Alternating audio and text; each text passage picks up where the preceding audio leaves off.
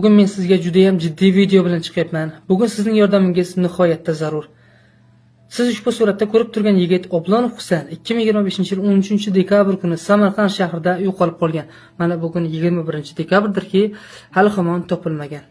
Husan haqidagi hozirgi bizda mavjud ma'lumotlar, u 22 yoshda va Samarqand davlat tibbiyot universiteti 1-bosqich talabasi. Uni oxirgi marta ko'cha kameralarida ushbu kiyimda ko'rishgan. Agar siz 13-dekabrdan 21-dekabrga qadar Husanni u joyda ko'rgan bo'lsangiz, quyidagi telefon raqamlariga qo'ng'iroq qilgan holda bizga bu haqida xabar bering. Va albatta xabar berganlarga suyunchisi ham mavjud.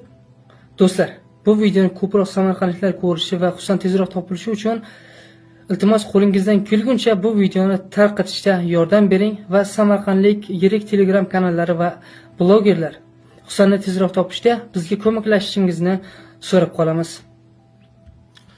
Yordamingiz uchun barchangizga rahmat.